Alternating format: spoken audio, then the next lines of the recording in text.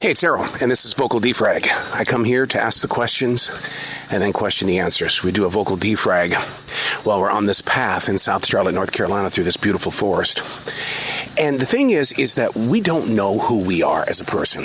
We know what other people think of us. I know what I do when people say bad things about me, and how am I going to change, or do I have a reaction to what they command? We do that kind of stuff. But when it comes down to the inner core of our being, we don't know each other. Me and myself and I. We try. I mean, we've been living together since the very beginning, but we don't know. And so defragging is like a daily discipline. Ask yourself the question and question the answers. I do more than just vocal defrag. I also keep a written journal called Defrag. I've been doing that since November of 2017. I've also been a daily writer since July of 1994. That's not about defragging. That's about receiving. You see, there's a difference. Questioning yourself and then questioning the answers is different from receiving what you're putting on a page. Why do I put it on a page? To set it free, to stream think, to allow yourself to step into a moment. But all of these things, somehow, some way, are connected, which is going to lead us right to the subject on this particular version of Vocal Defrag.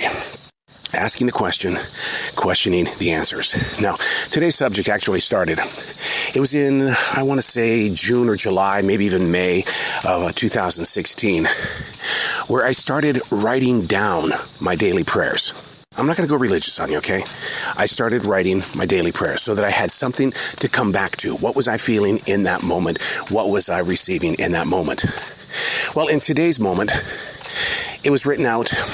There are some people that like to take notes, and others that believe in trust in their faith. So therefore, it's like the higher power is more into improv than it is into what I like to do, which is show prep. I like to prepare for everything, whereas the higher power really feels like, or at least it did in that moment, of being a moment of improv. So then in the writing, I put, please take this reckless walk and teach me how to steer this ship. I thought, what the hell? Where did that come from? See, asking the question. Now I've got to question the answer. And in the process of questioning the answer, I thought to myself, what do you want me to do? Fly by the seat of my pants? There's the question. Now I got to question the answer. What does it mean, fly by the seat of your pants? Well, I had to do some research. And the research shows that it's an aviation term.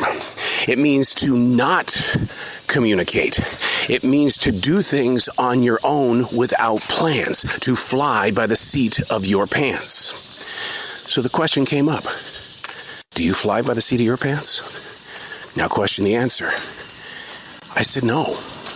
And the reason why I said no is because I communicate in the journals. I communicate with other creative people. I communicate. I'm not flying by the seat of my pants. Here's the end result. So then, if you're communicating, but yet you throw out accusations to your inner core that, oh, you're just flying by the seat of your pants, which is a negative, you just prove to the inner core of your being that you have a connection, that it's not flying by the seat of your pants. Yes, I am the type of personality that has to have show prep. But what led to the reasons why show prep was so important? Do you know what it's like to be an on-air radio talent or a television talent, and you don't have a script in front of you, and you try to ad-lib, and you come off as a screw-up? See, I fell on my face many times being that jock on the radio. I really began to feel uneasy about the way that I was growing inside an industry that I was dedicating my soul to. So the show prep was very important to me from day one. And then I got into podcasting, where I was blessed with this opportunity to share conversations with people of fame, other creative people. And there was one time where I didn't show prep because I had an ego. I had confidence. I was going to do this interview flying by the seat of my pants. Did I ask myself, why was I flying by the seat of my pants? No, not at the time. Not at the time. But when Leslie West of the group Mountain physically took it upon himself to question me about show prepping, it changed my life. Because how could I have done that? Disrespected a legend of music. So doing the show prep is something that I've become addicted to, but I'm okay with. So in the prayer today, the question was, why did I write it?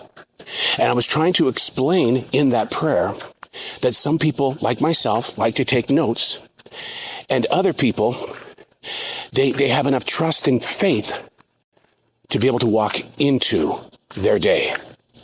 Whereas in that moment, I felt like God must love those that improv more than those that are show prepped. So I said, my reckless machine, I need you to steer this ship. And the answer that came back was a thing about flying by the seat of my pants, which led to the next question. Do you fly by the seat of your pants? And the answer was no.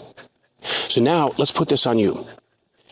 What are some of the terms and things and ways that you live where you feel like you no longer have control, but you want somebody or something to give you the right direction, to be guided in the right way?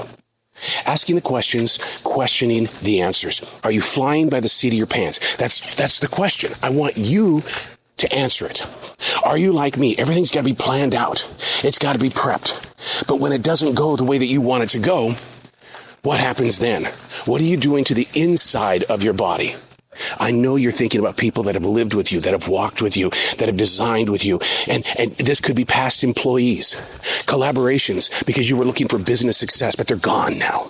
But your core, your inner self, still sees them, still feels everything. How do you deal with it? Ask the questions, then question the answers. I'm Arrow, and that's Vocal Defrag.